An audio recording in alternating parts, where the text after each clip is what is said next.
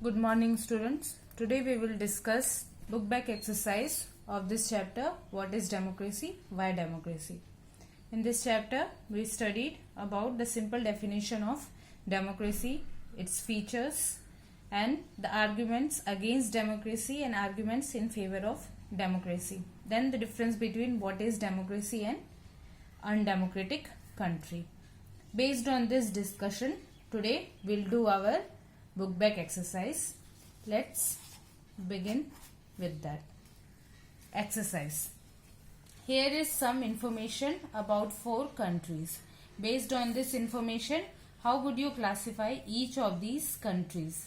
Write democratic, undemocratic, or not sure against each of these. A. Country A. People do not accept the country's official religion, do not have a right to vote. It is undemocratic. B1. Country B. The same party has been winning elections for the last 20 years. Not sure whether it is democratic or undemocratic country. C. Country C. Ruling party has lost in the last 3 elections. It is democratic. D. Country D. There is no independent election commission. It is undemocratic country. Second one, here is some information about 4 countries. Based on this information, how would you classify each of these countries? Write democratic, undemocratic, or not sure against each of these. A. Country P. The parliament cannot pass a law about the army without the consent of the chief of army. It is undemocratic country. Without the consent of chief of the army, parliament cannot pass any law, so it is undemocratic. B1. Country Q. The parliament cannot pass a law reducing the powers of the judiciary. It is again undemocratic country. C. Country R. The country's leaders cannot sign any treaty with another country without taking permission from its neighboring country. It is undemocratic. D1. Country S. All the major economic decisions about the country are taken by officials of the central bank, which the ministers cannot change. So it is again undemocratic country. Third one, which of these is not a good argument in favor of democracy and why? A. People feel free and equal in a democracy. Democracies resolve conflict in a better way than others. Democratic government is more accountable to the people, and democracy are more prosperous than others. It is D. Democracies are more prosperous than others. Is not a good one in favor of democracy because prosperity of the people has nothing to do with the form of government. Sometimes a good monarch can be more concerned with the welfare of his subject and can work hard to make his country more prosperous than some of the democracies where different political parties and their leaders are always indulge in fight with each other, where ultimately drag their country to the path of poverty. Thus, democracy may be more prosperous than other, but not all the time. It all depends upon the goodness and sacrifice of the rulers. Fourth one, each of these statements contain a democratic and an undemocratic element. Write out the 2 separately for each statement. Each of these statements are containing democratic element as well as undemocratic element. A1. A minister said that some laws have to be passed by the parliament in order to conform to the regulations decided by the World Trade Organization. Here, democratic element is a minister said that some laws has to be passed by the parliament. An undemocratic element, in order to conform to the regulations decided by the World Trade Organization. B1. The election commission ordered a repolling in a constituency where large-scale rigging was reported. Rigging means cheating or dishonesty. So, democratic element is the election commission ordered repolling in a constituency, and undemocratic element is where large-scale rigging was reported. C1. Women representation in the parliament has never reached 10%. This led women organizations to demand 1/3 seats for women. So here democratic element is demand by women's organization for 1/3 seats for them in the parliament, and undemocratic element is women's representation in the parliament has barely reached 10%. Fifth one, which of these is not a valid reason for arguments that there is a lesser possibility of famine in a democratic country? A. Opposition parties can draw attention to hunger and starvation. B1. Free press can report suffering from famine in different parts of the country. Or C1. Government fears its defeat in the next election. Or D1. People are free to believe in and practice any religion. So the D1 is not a valid reason for arguing that there is a lesser possibility of famine in a democratic country, because religion has nothing to do with the famine or natural disaster. Sixth one, there are 40 villages in a district where the government has made not provision for drinking water. These villages met and considered many methods of forcing the government to respond to their need. Which of these is not a democratic method? Filing a case in the courts claiming that water is a part of right to life. B1. Boycotting the next elections to give a message to all parties. C1. Organizing public meetings against government policies. Or D1. Paying money to government officials to get water. So the D1 is not a democratic method to get water. Seventh one, write a response to the following arguments against democracy. A1. Army is the most disciplined and corruption-free organization in the country. Therefore, army should rule in the country. Yes, army is the most disciplined and corruption-free organization in the country. It plays an important role in keeping the country safe and sound. But army rule is not a democratic because it is not elected by the people.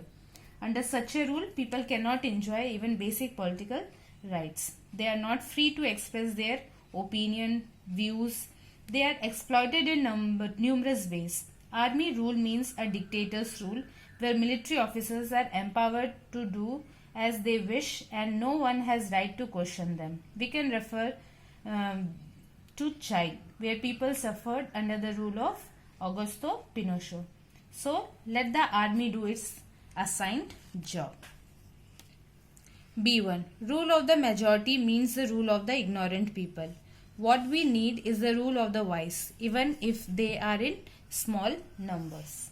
The arguments may sound logical, but it is not justified.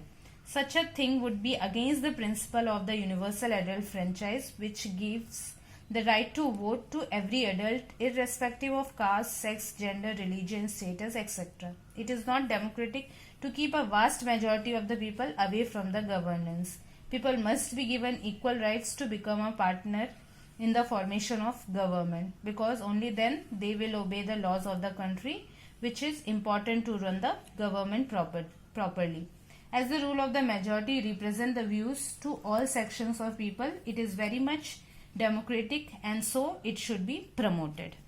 C1. If we want religious leaders to guide us in spiritual matters, why not invite them to guide us in politics as well? The country should be ruled by religious leader. This argument is also not justified. Religious leaders can prove themselves good in guiding us in spiritual matters, but this does not mean that they would be a good in the politics also. It is a fact that no government run by religious leaders has proved successful so far in the history of the world. They arouse communal feelings in people that may lead to the widespread communal violence. Eighth one. Are the following statements in keeping with democracy as a value, or why? Father to daughter. I do not want to hear your opinion about your marriage. In our family, children marry where the parent tell to. This statement is not keeping with democracy as a value, because here the father is forcing his own opinion to his daughter. The daughter must have the right to choose his life partner in her own way. There should not be compulsion from parents' side. B1. Teacher to student. Don't disturb my concentration by asking me questions in the classroom. Again, this statement is not keeping with the democratic values because here the teacher behaves like a dictator. He does not allow his students to ask questions, which is highly undemocratic. Employee to the officer. Our working hours must be reduced according to the law. As per the norms of the law, employees can ask or request their officer for something like reducing working hour. So this statement is in keeping with democratic values. Ninth one. Consider the following facts about a country and decide if you would call it a democracy. Give reason to support your decision. All the citizens, A1, all the citizens of the country have right to vote. Elections are held regularly. It is democratic. This country is democratic because here all the citizens have the right to vote and elections are held regularly. B1, the countries took loan from the international agencies.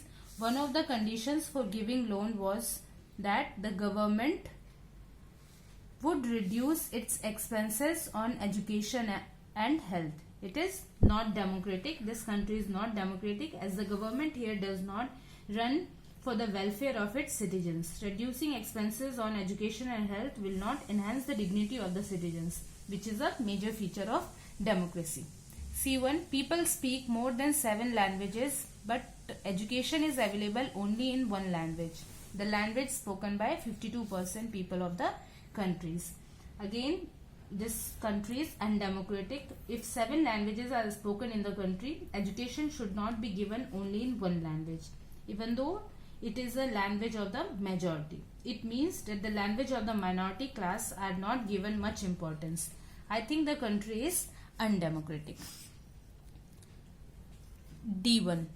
Several organizations has given a call for the peaceful demonstrations and nationwide strike in the country to oppose these policies. Government has arrested these leaders. It is undemocratic because the government here does not follow the democratic norms. It has arrested those leaders who has given a call for the peaceful demonstration. In a true democracy, we have the right to organize demonstration in a peaceful manner. If the right of ours is violated, it means we are living under the rule of undemocratic ruler. E1. The government owns the radio and television in the country. All the newspapers have to get permission from the government to publish any news about government's policies and protest. Again, it is a undemocratic or not democratic. In a democratic country, radio and televisions are independent. All the newspapers are also independent of government, but they have to take permission from the government to publish any news about government's policies. It means the country is not democratic. 10th one. In 2004, a report published in USA pointed to the increasing inequalities in that country. Inequalities in income reflected in the participation of people in democracy. It also shaped their abilities to influence the decisions taken by the government.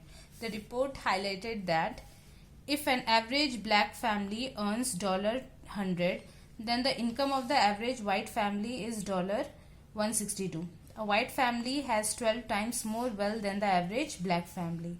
In a president's election, nearly 9 out of 10 individuals in families with income over $75,000 have voted. These people are the top 20% of the population in terms of their income. On the other hand, only 5 out of 10 from families with income less than $15,000 have voted. They are the bottom 20% of the population in terms of their income. About 95% contribution of the political parties comes from the rich. This gives them opportunity to express their opinion and concern, which is not available to most citizens. As poor section participation less in politics, the government does not listen to their concern coming out of poverty, getting job, education, health care and housing from them. Politicians here most regularly about the concerns of the business and the most rich. Write an essay on democracy and poverty using the given information in the report, but also using examples from India. So for the 10th question, you have to write an essay by using these report, by using the given information, and also by using examples from India. So here we end up our discussion. Thank you.